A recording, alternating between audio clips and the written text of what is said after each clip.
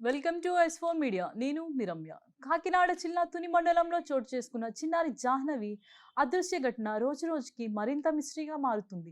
వారం రోజులు దాటినా చిన్నారి ఆచూకీ లభించకపోవడంతో కుటుంబ సభ్యులు, గ్రామస్తులు తీవ్ర ఆందోళన వ్యక్తం చేస్తున్నారు.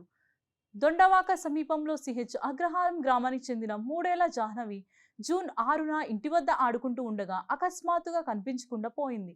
చిన్నారి కోసం పోలీసులు భారీ ఎత్తున గాలింపు చర్యలు చేపట్టారు.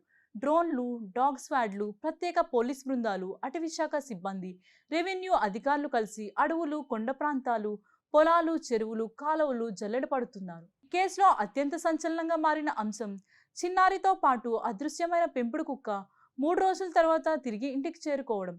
కుక్క తిరిగి రావడం వెనుక ఏదైనా కీలక సమాచారం దాగి ఉందా అనే కోణంలో కూడా అధికారులు దర్యాప్తు కొనసాగిస్తున్నారు. మరోవైపు కొండ ప్రాంతంలో చిన్నారి ఏడుపు వినిపించిందని కొందరు స్థానికులు చెప్పడంతో ఆ ప్రాంతంలో ప్రత్యేకంగా సెర్చ్ ఆపరేషన్ నిర్వహించారు. అయినప్పటికీ ఇప్పటి వరకు ఎలాంటి ఆధారాలు లభించలేదు. చిన్నారి ఆచూకీ తెలిపిన వారికి నగదు బహుమతి ప్రకటించగా రాష్ట్రంలోని వివిధ ప్రాంతాల నుంచి కూడా సమాచారం అందుతుంది. పోలీసుల అపహరణ జరిగిందా, లేక చిన్నారి ప్రమాదశావత్తు అడవిలోకి వెళ్ళిందా, లేదా మరేదైనా కోణం ఉందా అన్న అన్ని అంశాలని పరిశీలిస్తున్నారు. ఇప్పటికీ జాహ్నవి జాడ తెలియకపోవడంతో ఈ కేసు రాష్ట్ర వ్యాప్తంగా చర్చనీయాంశంగా మారింది. సోషల్ మీడియాలో కూడా చిన్నారిని సురక్షితంగా గుర్తించాలని వేలాది మంది పోస్టులు చేస్తున్నారు. చిన్నారి క్షేమంగా దొరకాలని కుటుంబ సభ్యులతో పాటు రాష్ట్ర ప్రజలంతా ప్రార్థిస్తున్నారు.